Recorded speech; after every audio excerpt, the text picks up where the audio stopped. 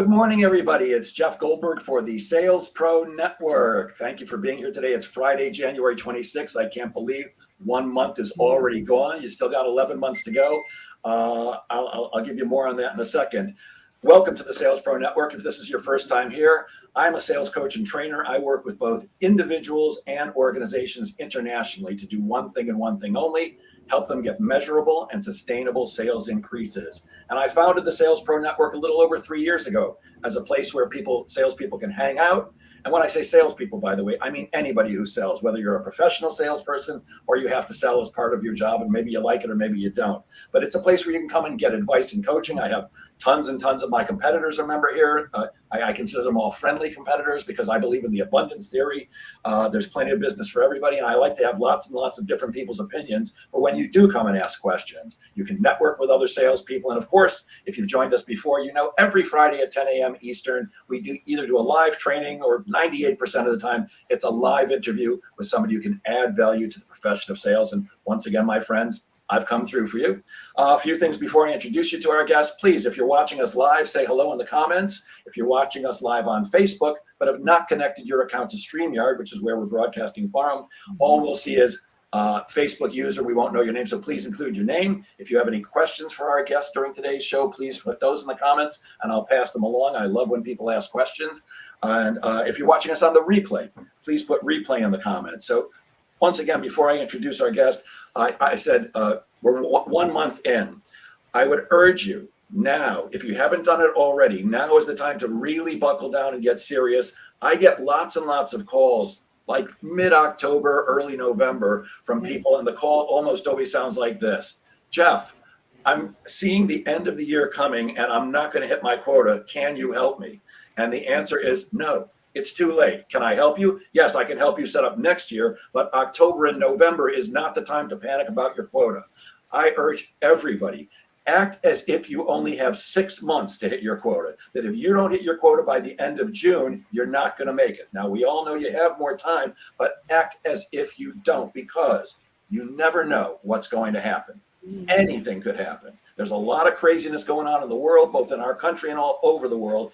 Who expected COVID a couple of years ago? So please buckle down now and do what you have to do to prospect consistently and effectively and speak and serve lots of people. And with that, it's my pleasure to introduce you to our guest today. She uses psychology to help identify how people make buying decisions and advises salespeople on what to say and what not to say and what to do in order to get and keep more clients. Nancy earned her master's and doctorate from Boston College and is a former professor of social work. That's interesting. She's also the author of counting 6 books, including an Amazon international bestseller. She's known as the Sales Whisperer, and she wears very cool hats. Please welcome today's guest, Nancy Zare. Hi, Nancy. Hey, Jeff. It's so great to be here and to talk with your audience. Appreciate the invitation. I'm glad to have you, and I'm eager to hear your wisdom. Good morning, John Hill. Always good to see you here. Bruce Castleman, good to see you. I hope everything's okay with your wife. So, Nancy, before I get into the 1,000,001 questions I have for you, could you maybe give us the 2-minute background of what brought you up to now? Yeah, well, as you already hinted, I taught social work at the college level. What does that have to do with sales? Well, guess what? We're all selling. And I actually taught a course on entrepreneurism for social workers because people get trained in particular skills and nobody tells them how to have a business and how to run it, let alone to be an entrepreneur. So, yeah, my background includes college teaching. I backdoored into selling. I sold B2B, employee assistance services in the workplace. These are mental health services to help people with personal problems. And that's how I backdoored into selling, wanted to do better at selling. Hence, I started to study and learn from the masters. So I'm eager to share some of what I know and to support your audience. Excellent. Well, let's start with this one. We all know what the golden rule is, which is treat others as we want them to treat us. But you have a platinum rule when it comes to selling. What is the platinum rule and why is that important? So the platinum rule is treat others the way they want to be treated. In other words, put yourself in the shoes of your prospect. What is it that they want and how is it that they're wired to make decisions and communicate? Because when you speak their language, they're going to relax, The trust will build naturally, and that will allow you to open the door to do business together. So the platinum rule, which is not original to me, I first heard it from Tony Alessandro, is basically treat others the way they want to be treated. I love that. And I know you got your degree. When did you actually, excuse me, when did you become a psychologist? Why is psychology important to sales, and how do you combine the two? Well, I was born a psychologist, I have to tell you. I've always been interested in human behavior. And I think that for those of us who enjoy selling, part of the enjoyment is all the people we get to meet and interact with. So there's a lot of psychology in selling. Obviously, we want to understand the other person and be able to influence them to make a decision that will benefit them and hopefully us as well. Yeah, I actually suggest that sales is almost all psychology, which is why I believe it's so crucial to choose your words carefully, because the Oh, words we choose to use affect the way somebody else is going to hear what we're saying and whether they're going to trust us and like us and buy from us. And I truly do believe that one word can be the difference between closing a sale and not. So I'm with you 1,000,000%. Now, you have a system called the not likability, but a-likability. What is the a-likability system?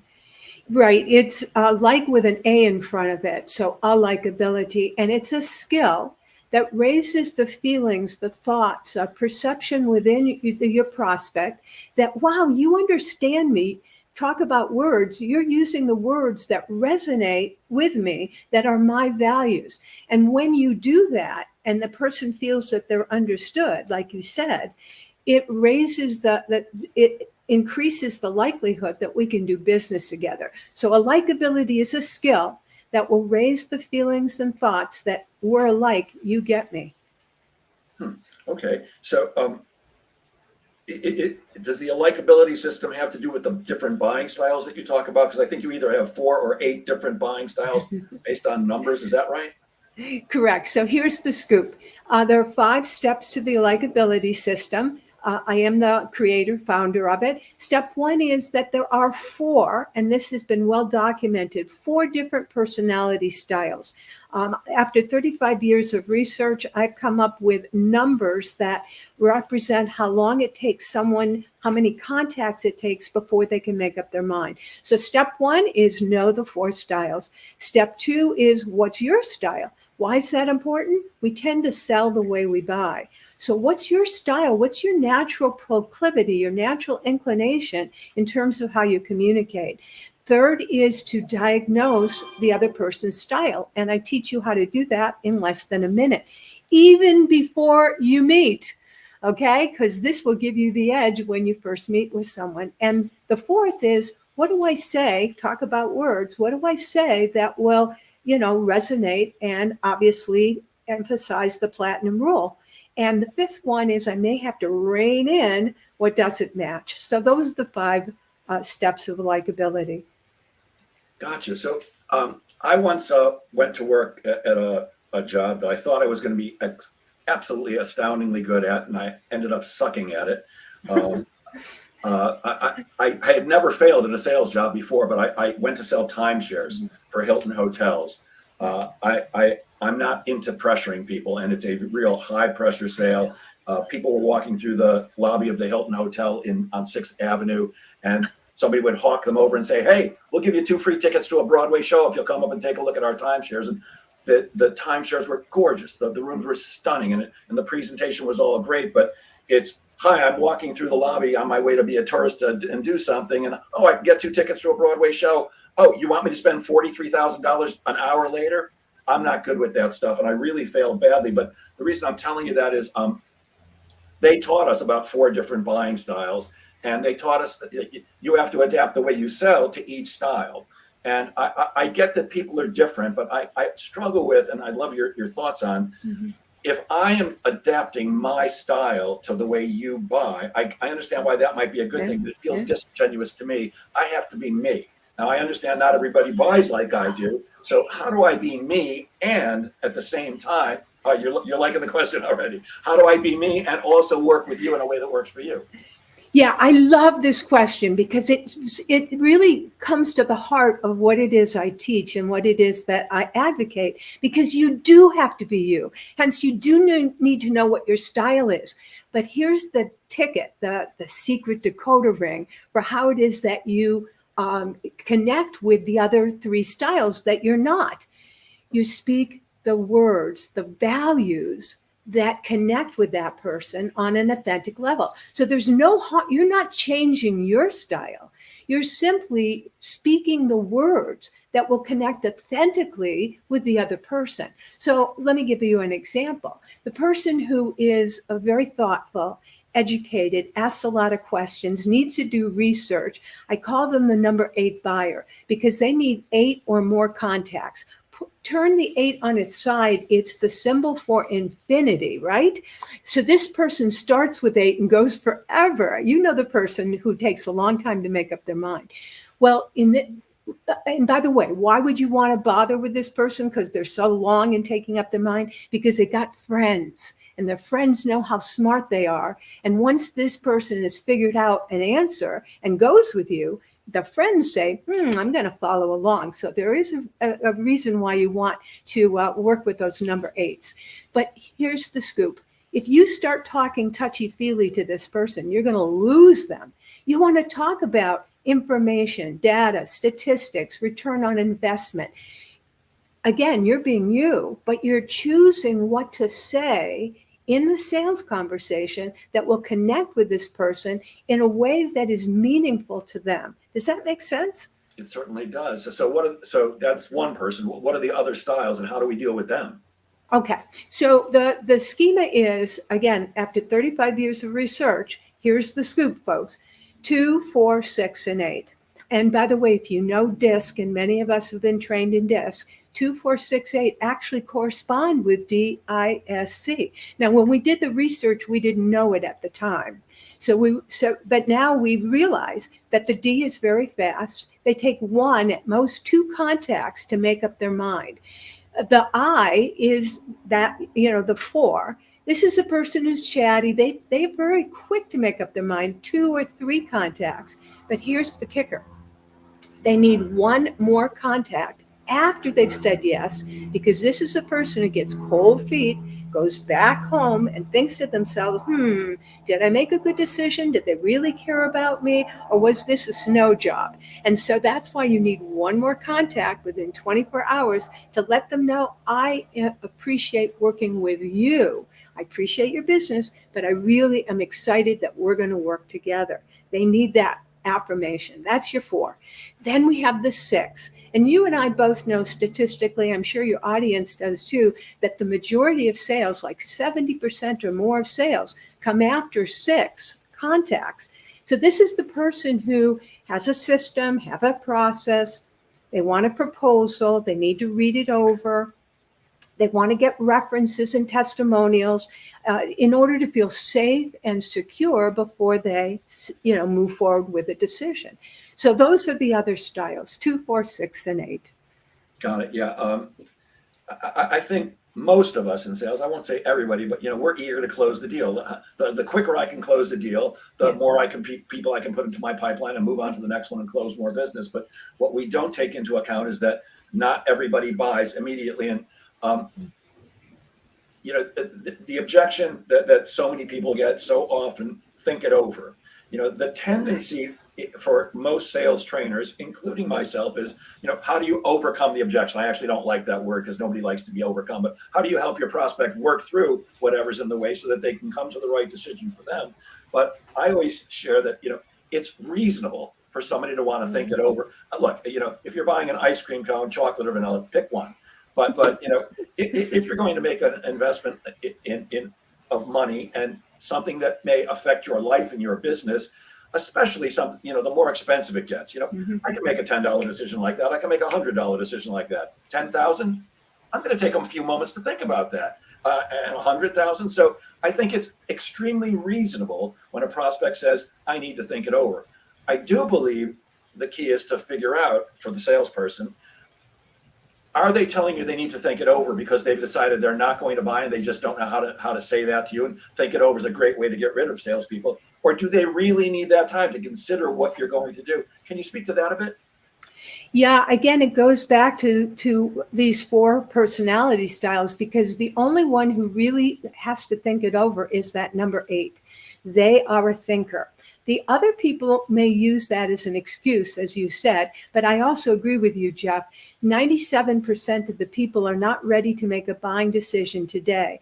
According to Chet Holmes, only 2 to 3% of the population is looking to solve that problem right now. There's another 7% that it's high on the radar screen. And so if you come across with a really good offer, they may go ahead and say yes. But that leaves 90% of people who you're going to have to follow up. And so when the number 2 or the 4 or the 6 says, I have to think it over, it may indeed not be a buying signal. You haven't shared enough value as to what is going on. Etc. So there are, as you know, there are many questions you can ask about, are there things that I need to make clear? What information do you need? How can I, support you? And by all means, you actually want to have a follow-up appointment set to get their, to help them move forward and process what they thought about. Yeah, perfect. So first of all, the late great Chet Holmes. I mean, the guy was incredible. If you haven't read books by Chet Holmes, please go buy them now. He was fantastic. I actually was honored. I got to have a phone conversation with him at one point. I worked with one of his coaches who was coaching me. Fantastic. By the way, good morning, Pete Ekstrom. Pete Ekstrom wants to know where's my hat. Do you want a blue one, a green one? I think blue would be good for me. I like the color blue. I'm attracted to that one. It's a power color. So I get there's 4 different buying styles, and we have to understand the way the other person buys. So how do we figure out what their buying style is? So it's like they're not going to fill out take the disc test for us on a sales. No. And again, this is the ingenious part of the likability system, because you can figure it out in less than 1 minute. And the reason I'm called the whisperer is because whisperers communicate with, as you know, like horses or dogs or things that don't talk.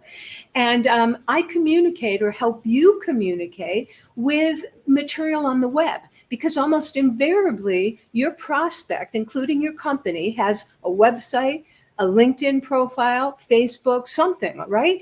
And when you look at their profile, when you look at the words that they've used to construct their website, you will identify their style. And so how do I help people identify style? As I said, 6 different things. 1, how people talk. 2, how they dress.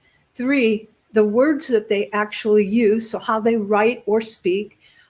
4, how they post on social media. 5, how they behave. Of course, that one you have to kind of be in their presence to see their behavior. And finally, especially because we're able to look into people's office spaces through Zoom or conference calls, how do they decorate or fail to decorate their space? So because I do follow you on LinkedIn, I'm exposed to a little bit of this stuff. What does somebody's hairstyle tell us about the way they're going to buy from us? You must have seen one of my posts recently where I analyzed Melinda Van Fleet, because she had this soft, flowy hairstyle. And yes, soft, flowy hair definitely gives you information about someone's style. You see, that means that they're casual and down to earth and informal. Whereas a tightly cropped hairstyle usually means that they're, have more of a structure, a process. They tend to be more of a black and white type person. The person who has no hairstyle, that's your 8 again, because they don't really care about how they look.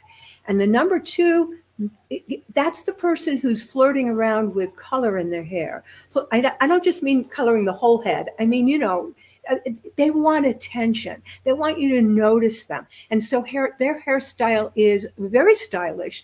Maybe they have a peak coming out or whatever, because they want you to take notice and see that they're a different, unique individual. Love that. So I don't know if this is considered tight, but yes, I do make quick decisions. Yeah. I move very quickly. As you can probably imagine, I'm a very high D on the disc. In fact, my dot is almost outside the circle. That's how high I am. Well, and that's good for salespeople, as you know. Most salespeople score high on the D, but a winning combination is also to score high on the I, because you want to serve people. It isn't just about what in it for me and how well I can do. It's what's in it for that person. How can I support and help them? And in turn, I get fed.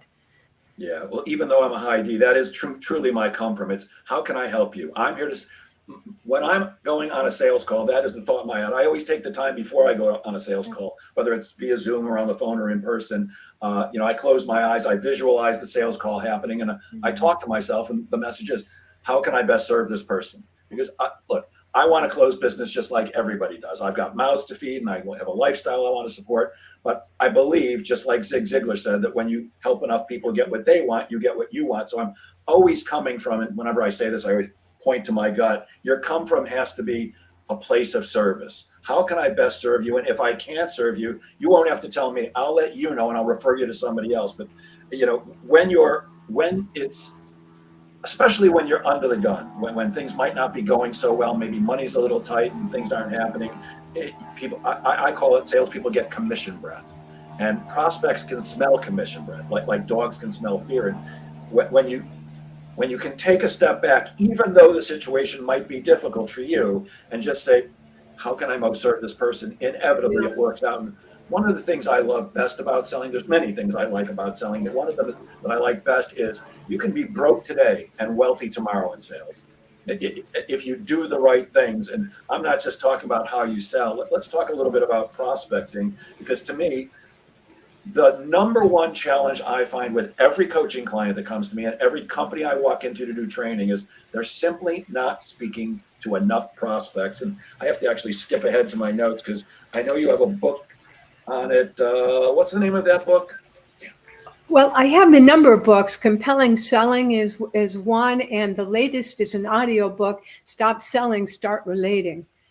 But there's one about prospecting, and I can't find my note on it. Lead generation. That's it. Lead generation. That's the one. Lead generation. Okay. So, Again, a lot of what I covered in lead generation is in that audio book, Stop Selling, Start Relating. Yes, there are many ways to prospect. Obviously, in person, online meetings, etc. Many of us are using digital platforms such as LinkedIn, etc., to help generate leads. I mean, there are so many ways at this point to do so. Would you agree? Oh, absolutely. I believe the subtitle at the top of that book, Lead Generation, is forget cold calling, and then you name a couple of different ways. So what are some of the ways you're finding are being very effective today? And what are some of the wrong ways that people are prospecting?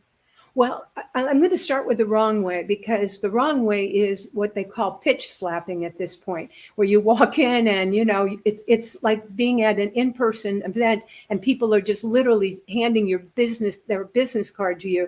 I mean, like somehow that, I don't know what you do with them. I put them in the circular file, but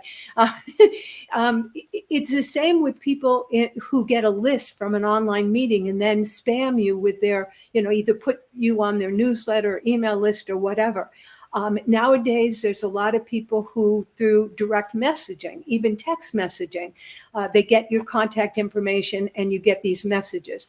I don't know about you, Jeff, but it really makes me wince when someone makes the assumption, oh, you need a website because you're in business. Well, you know what? Duh, I have a website. It was just recently, done. Like do some homework before you, pitch slap me with this message. Yeah. So that's the wrong way. Before you go on, I can't resist, because LinkedIn is rife with this. I mean, I can't tell you, probably 6, 7, maybe 10 times a day, every day, I get somebody who's DMing me because I accepted their connection request. And it's either, let me tell you how I get coaches like you, 1 million appointments with no money invested and no time at all, or I hate those. And the other one I despise is what you said, when they did clearly no research at all. Dear recruiter, I help recruiters like you. I'm not a recruiter. What? It's not that hard to find out, especially on LinkedIn. It says right in my banner what I do. You don't have to. So it's really annoying, and it's a waste of everybody's time. And it gives all of us a bad name. So what are some of the ways that actually we can be prospecting without being pitch slapped? Yeah, so let's go to LinkedIn because I know you post regularly, I post regularly, and so commenting on somebody else's post is a good way to develop and begin a relationship, and hopefully the person posting takes notice and reaches out to you to thank you for your comment. Either right there they thank you for the comment, or maybe they message you and ask to connect. So this is the way to initially start a relationship. But just like you'd start a relationship, a meaningful quality relationship in person, you want to start with what we have in common before you jump immediately to, okay, I've got something to sell you. And the other thing that I do, Jeff, which I really think is important, I suspect you may do the same, is that I don't think of a one-time sale, i.e. you, like, all right, Jeff, we're now connected. I'd like you to become my prospect. No, Jeff, I'm interested in connecting to your network. Like, who do you know, Jeff? Because you're very savvy. You've been on LinkedIn a long time. You have a podcast. Who do you know who would be a good connection for me? And I might name the fact that I'm looking for marketing analysts and strategists. Who do you know like that? And chances are you may know somebody, etc. So that's kind of how I recommend starting a relationship, and then obviously developing it. It's an exchange of messages, just like you do if you were in person. Yeah, and that comes back to the concept of time, that it takes time to close a sale. Sometimes it's very quick, but sometimes it takes a long time for the other person to trust you enough and like you enough and understand what you're offering enough to make that decision. And it's the same thing on LinkedIn, to just get somebody's connection request, then immediately damn them with your offer. There's no relationship whatsoever. Why would I possibly buy from you? I don't even know you. Okay, I accepted your connection request, but there's no relationship. And I know that you've been at this quite a while, like I have. For me, it's almost 50 years of sales, and a lot has changed, but one thing hasn't, and that is that unless you've got what somebody wants and they cannot get it anywhere else, which is rarely the case, but if that's the case, you're fine. But unless they can't get it anywhere else, people still do business with people they like and trust. And if you don't take the time to develop a relationship, they're not going to like you. They're not going to trust you. I believe of the two, the trust is a much more important thing. But Right. That doesn't come with time. You can say to somebody, I trust you, but really that comes over time. Like, I get a lot of my business from the networking group I belong to, and I get referrals. I get referrals from customers and other places, but I get a substantial amount of referrals from my networking group. That didn't happen the first day I walked into that networking group 18 years ago. It took time to develop real relationships with each of the people. And my philosophy on networking is it's a great way to develop business and help other people and yourself. But I'm not referring nobody that I don't know well and that I really believe is good at what they do. Because if I'm going to refer you, Nancy, of course I would because I know you, but if I didn't know you, who am I going to introduce you to? I'm going to introduce you to my clients and my prospects. That's how I feed my children. And I'm not going to risk introducing somebody to the way I feed my children unless I'm convinced that when I do, I'm going to get a message from them after you meet with them saying, wow, thank you so much for introducing me to Nancy Zare. She's fantastic. If I don't get that message, I know I introduced the wrong person. Your thoughts? Yeah, I totally agree with you because your reputation is on the line when you make a referral. And so hence we start usually with things that are lower level or, less importance. And then we can move up. Like you say, once you get good feedback, then it's like, I feel more confident to continue to refer. So yes, you really do need to develop these relationships, and it does take time. And too often, and I'm sure you're finding this as well, people will not only make that initial connection, but immediately they want a coffee chat. But really what they're trying to do again is to pitch their wares. Oh, let me tell you more about what I do, So again, it's about a relationship. How do you form relationships? Because that's the key to good selling. Yeah. And I'm fine with a coffee chat, by the way, as long as it's really a chat about what do you do and what do I do and how can we help each other? Because that's the way you do build a relationship. And only after you invest a little time and effort in that is it time to say, hey, I don't know if you might be interested, but I'd love to have a conversation about sales coaching if you're interested. you earn the right to do that. And I also love what you said, Nancy, about paying attention to people and what they wear and the way they look and stuff like that. I can't resist giving this example. I had a coaching client who had a particular prospect that he wanted to get to. They sold packaging, and this guy was in charge. He could have been a fantastic prospect. And I'm talking to the guy, and he goes, "I've tried everything. I've reached out on LinkedIn to connect with him. He won't accept my connection. I've called. Nothing's working." We hopped on a Zoom call together. We looked at his LinkedIn profile. Now, this is an extreme example, but it's perfect because this really is true. His LinkedIn profile picture, which I actually don't advise, but it was him sitting on a horse. I think that kind of picture is for Facebook. I think LinkedIn is for business, but the guy's sitting on a horse. Now, clearly, to me, when a guy is sitting on a horse on Facebook, he loves his horse or he loves horseback riding. So while the guy was watching me, I sent a LinkedIn connection request to the guy. And of course, I edited the invitation, which I think you should always do. I said, "Wow, you rarely see somebody on LinkedIn sitting on a horse. Let's connect." Took 30 minutes. He was my connection. I mean, paying attention to little things like that shows that you care. Yes. Oh, I definitely, and that you notice things because people want to be noticed. That person who put up that picture, obviously, like you said, the horse meant a lot to him, and so the fact that you commented and noticed, immediately lowered the barriers to getting to connect. You see, the first barrier, and most of us don't even realize it, that unconsciously our brain, the reptilian brain that we all have, is evaluating whether someone is friend or foe, safe or not safe. And until we pass over that threshold of, okay, this person's okay, we're not even go to the next level of wanting to meet or talk with them. And so there's something going on when we look at someone's picture. And I've seen a lot of pictures because that's what I do. I read profiles on Facebook, etc. And I've seen pictures of people looking pretty glum and pretty miserable. And I'm thinking to myself, I wouldn't want to connect with you. I wouldn't want to go any farther with you because you're not a happy camper. And I want to deal with people who are high energy, happy, contented, growing people. Yeah. And just like I did with the guy on the horse, I mean, you clearly he wants people to know he likes this. It's like my Facebook banner. Now, look, I'm a sales coach and I'm a sales trainer, and I have a group on. This group is a Facebook group, the Sales Pro Network. But if you look at my Facebook page, I'm also a stand-up comedian. It's me with a microphone standing on a stage. Clearly, I want people to know that. And if somebody writes to me and says, "Wow, I know you're a sales trainer, but I see you also do stand-up comedy. That's fascinating," you can bet I'm going to respond to that because even though I know what they're doing because I'm trained to observe that, I'm still going to fall for it because I wouldn't post that picture there unless I wanted people to know and comment on it. So I'm with you 1,000,000%. There's something. Well, it's like me with my hat, right?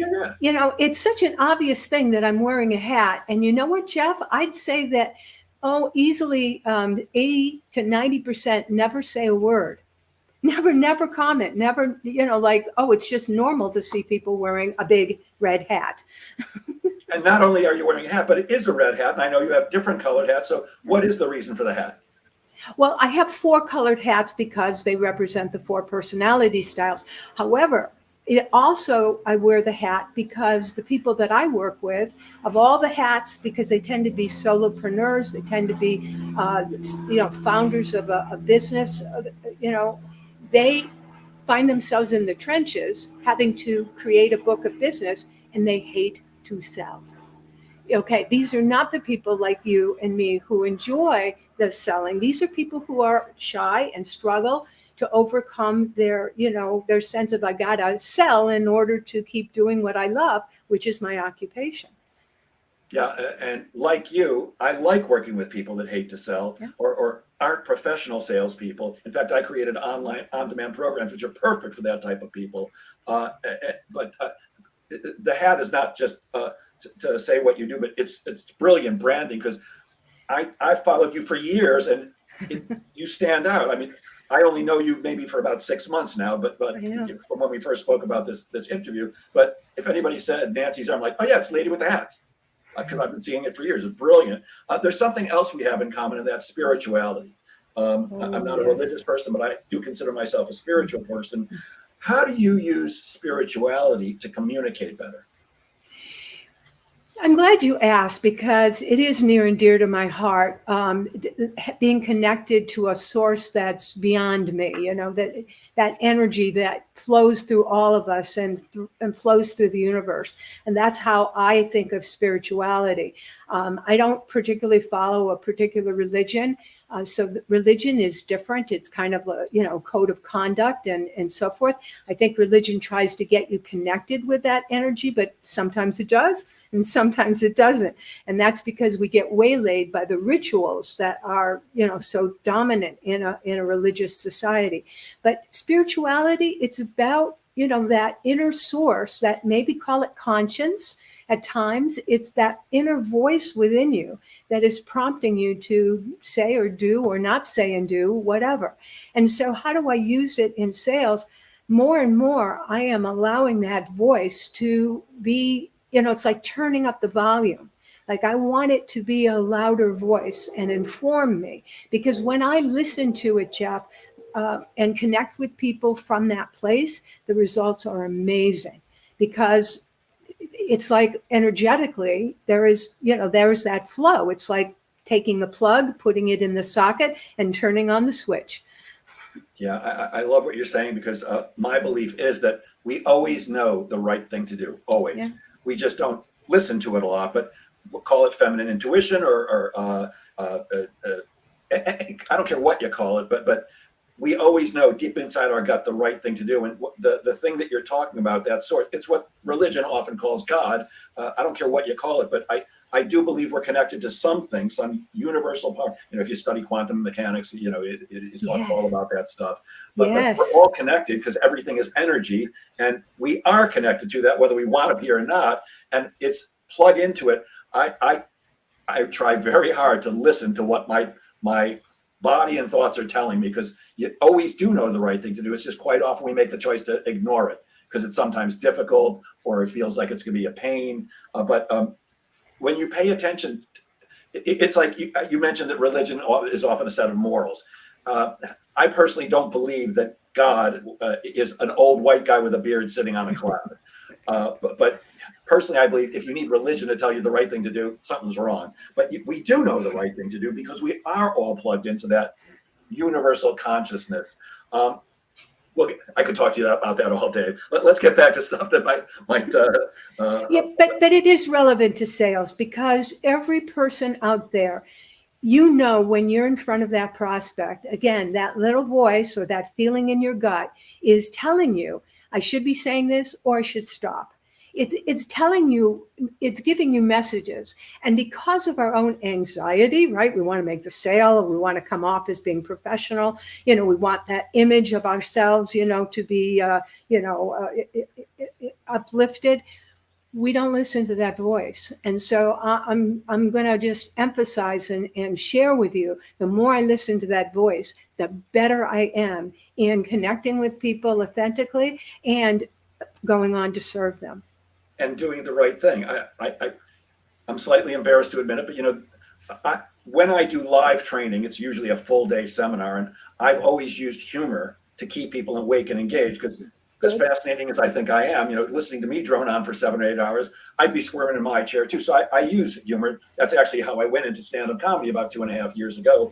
But there have certainly been a handful of times where I've been in front of a corporate audience and I've said the wrong thing, and I can hear the voice in my head as the words are coming out of my mouth saying, don't say that. This is not right for that. And it's come out anyways because I wasn't listening to what I knew was right.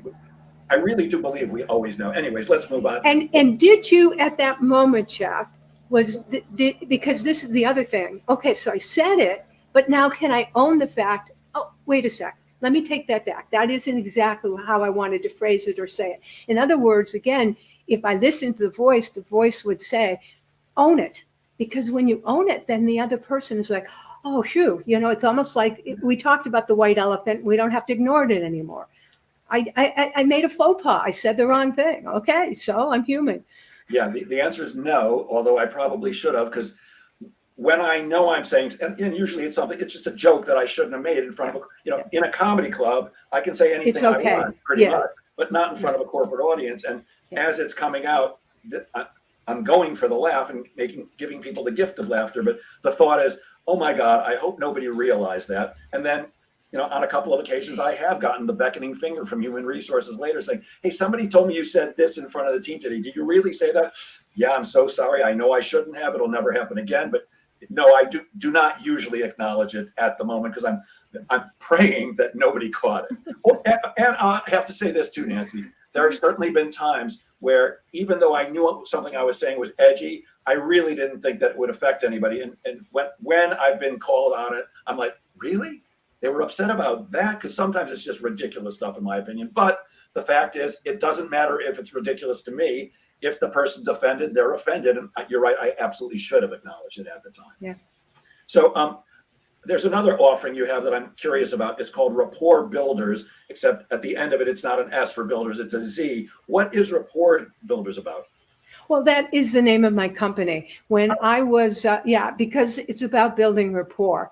And it's so interesting, Jeff, that, when I wear a name tag at in-person events and it says Rapport Builders, people assume I'm in construction. And they come up to me thinking that I build, houses or whatever. And then I have to say, yes, I build relationships. I build authenticity because, and the other thing about rapport, many people don't know the word rapport. They think it's rapport, and so they think I'm the rapport builder. So as a result, I've actually rebranded my website from rapportbuilders.com to nancyzare.com. Gotcha. There's some advice that I saw that you gave recently on LinkedIn, and I agree with it completely, but I'd like you to share it with the audience. For those of us in service-based businesses, which you and I are, you recommend that we assess before you say yes. What is that about, and why is it important? So the idea of assessing who you're about to work with, you have a prospect. And I gave the example of a prospect who was not the right fit for me. Yet he needed my services. He wanted to increase his, sales skills and so forth. But as we were talking, I recognized that, again, I assessed both. I had looked him up, of course, on LinkedIn, kind of knew what his style was. But you want to confirm when you're talking with someone, after all, that's still a guess, so to speak, as to what someone's style is. Let them prove to me or disprove to me what they actually are like. And indeed, he went on to let me know that this is not a person I would gain a lot of satisfaction. In fact, this would be a person who would be constantly pulling on my chain, wanting more, demanding, etc. We've had clients like that. I'm sure you have had clients like that. I fire them. Yeah, and yes, or hopefully you don't hire them or be hired by them to begin with. And that was my message. So assess before you say yes to working with someone, because sometimes, again, it can damage your reputation. It can leave you feeling drained and exhausted and stressed. And all of us, I think, are looking for fulfillment in different ways. And hence, this is probably the most unfulfilling activity that you could undertake, is to work with people who are mismatched with your style. Yeah, I don't want to work with anybody that I don't truly believe I can help, and that's not going to be fun to work with. I'm not going to have my hump busted. I'm too old and cranky, and I don't need the business badly enough because I am consistently prospecting. So I've always got other people, and I'm like you. I'm judging. Do I really want to work with them? Yes, can I help them or not? But do I want to work with them? Because what you and I do is an intimate relationship. And I think the other thing that's important is you have to know what works for you and what doesn't. And I can't resist giving an example because this just happened to me 2 days ago. So one of the services I offer is outsourced sales management. And I was speaking to a prospect about doing that. And I had an initial conversation with the CEO and his number 2 guy. And I sent them some information, here's what happens in the engagement. And it's not inexpensive. So when they said, we need a day or two to consider this, I'm like, absolutely, positively, not a problem. And they sent me an email, what's today, Friday, on Wednesday, and said, will you come to, should I mention it? I'm not going to mention the name of the company, of course, but will you come to Brooklyn to meet with us tomorrow? Well, first of all, tomorrow? No, I'm booked up tomorrow. I don't have a minute. I actually said I have from 12 to 1 tomorrow, but I can't make it to Brooklyn, have a sales call, make it back. Can't happen. But here was the thing. I wanted to work with these people because I truly believe, I actually know I can help them. The situation that they have, I'm perfect for it. And they both seem like really good guys, a lot of fun to work with. And I wanted to get the deal. But I got back to them via email and I said, with all respect, I'm not coming to Brooklyn to meet with you. The time it will take me to drive there, and by the way, I live on Long Island, so for those of you who don't know, it would take me a minimum hour and a quarter to get here because driving through Brooklyn is a nightmare. Everybody double parks, it's crazy. And so it'd take me an hour and a quarter minimum to get there. I'm going to sit there with them for an hour and a half, and another hour and a quarter to get back. That's a half a day out of my time to maybe close a deal. Now, I would say that if I went in person, there was a 99% chance that they were going to close the deal. They just wanted to see me in person. I actually got back to them and said, with great respect, if you need to meet with me in person, I'm going to pass on this engagement. I just don't have the time to take a half a day to come meet with you. If you'd like to meet via Zoom, happy to do it. And of course, there was that moment for me, because as long as I've been doing this and as confident I am, like, oh, did I do the right thing? I mean, I'd like to get this deal. I really know I can help them. But, I sent it off anyways because I was unwilling to possibly waste that time or even invest the time and get the deal. And of course, what happened was they reached out and said, Zoom will be fine. And we closed the deal yesterday. You have to know what you're willing to do and what you're not, because if you're doing stuff that doesn't work for you, then you're not going to work well with somebody else. Yeah.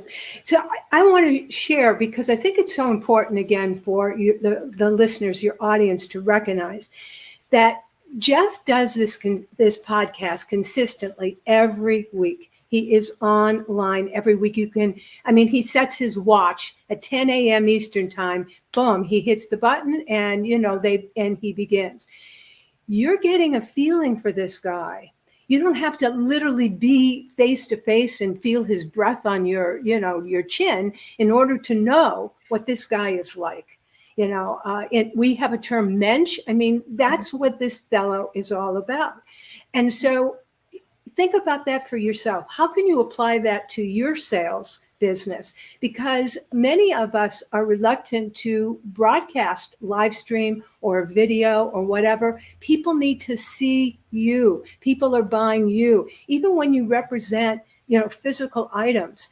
Again, there are many people representing that physical item for sale. Why you? Because they want what you are about. They are buying you.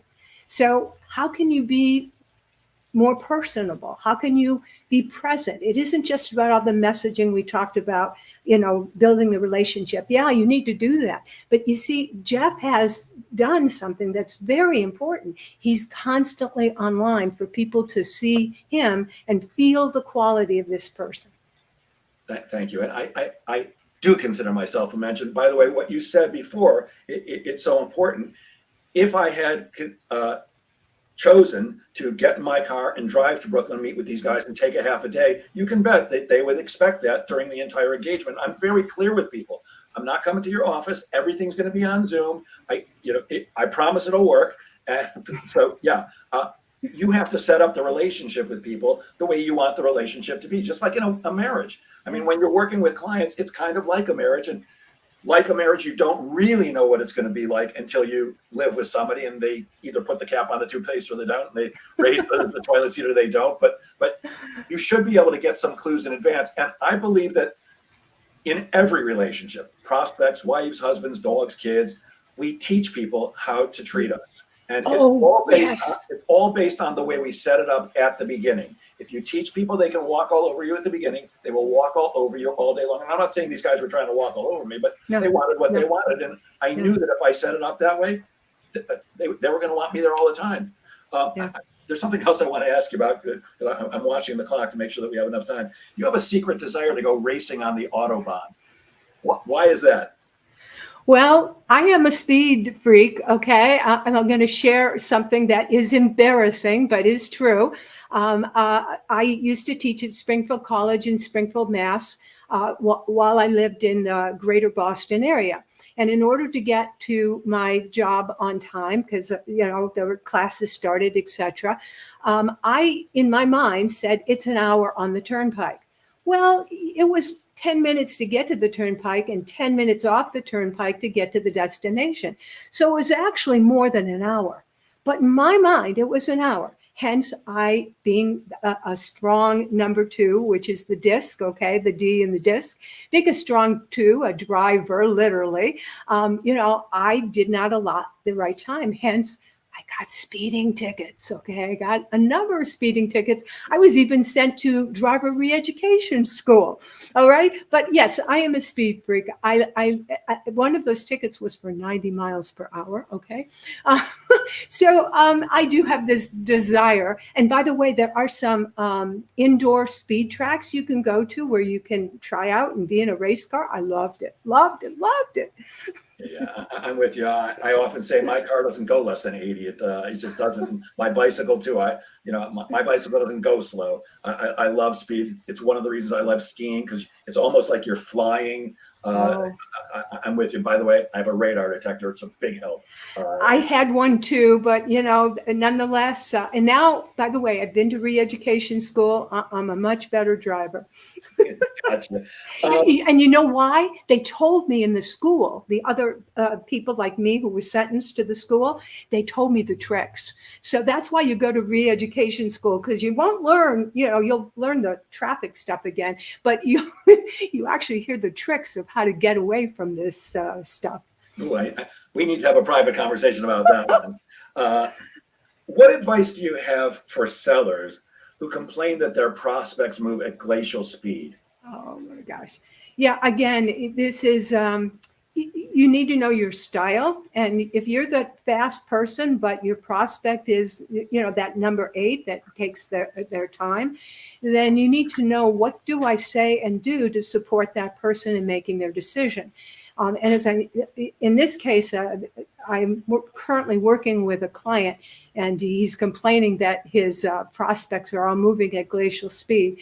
And it's okay, so you need to ask them questions, and you need to direct them towards the information you want them to be thinking about in order to help them move along. Plus, you need to set a time frame for the next meeting, for the next decision point.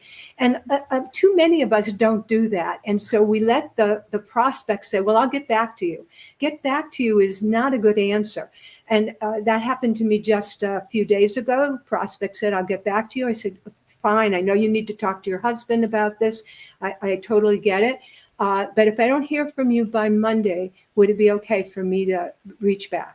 And that was the agreement. So now we have something on the books for Monday, because you've got to have a follow-up plan. When you walk into a sales conversation, you need to have in mind, what is my call to action? And if that's not the first thing that's going to happen, what's the one underneath, like a plan B? You need to know where you're going in that conversation and make that follow-up.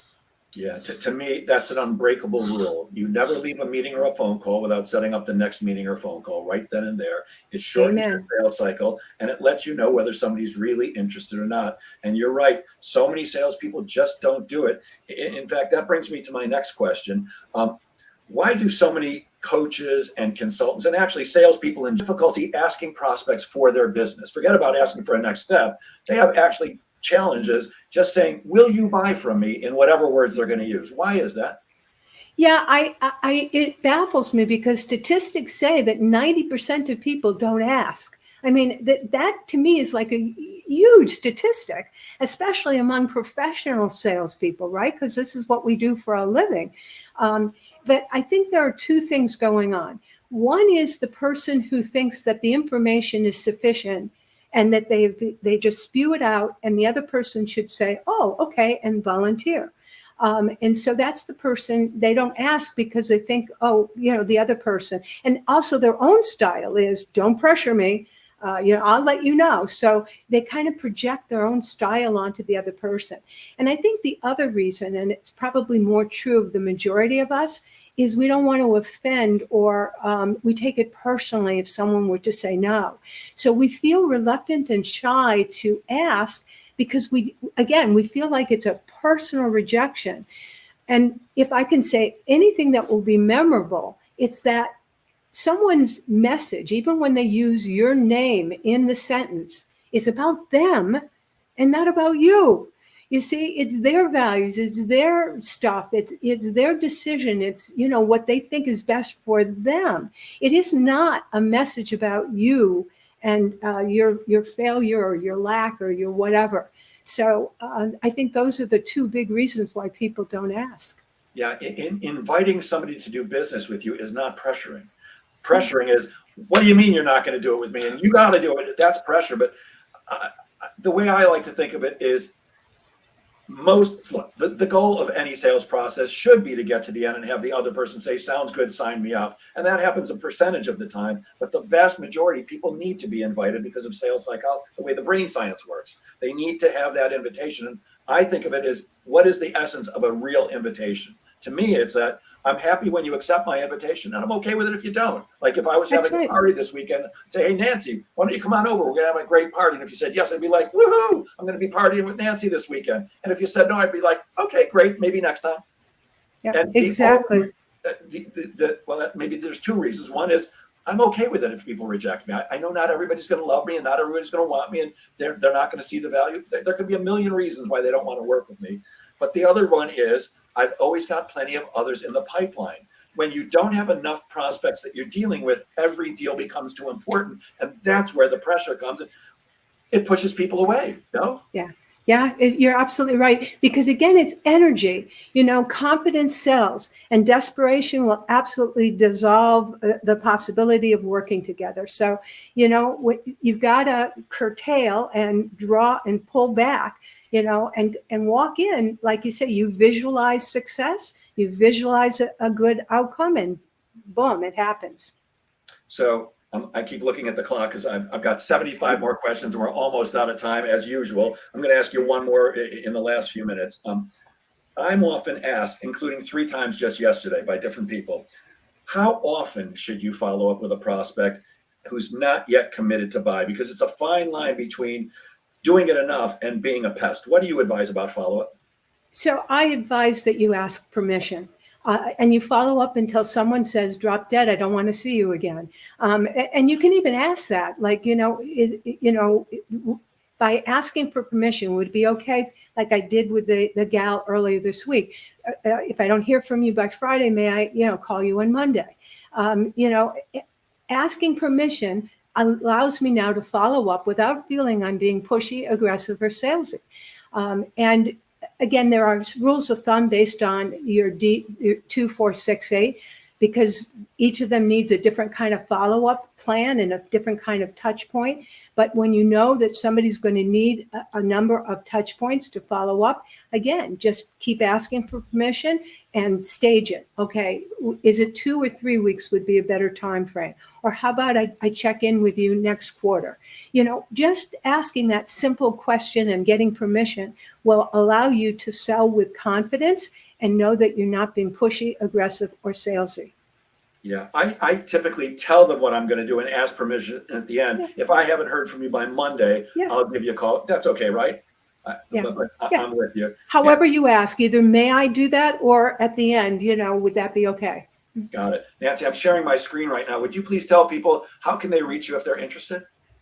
So I'm Nancy Zare. The last name rhymes with care. It starts with a Z for zestful, Zare.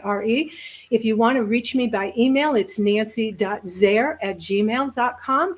My website is nancyzare.com and linkedin.com/in/Nancy Zare. So, and if you are curious to know what your sales style is, because you do sell the way you buy, you can go to nancyzare.com.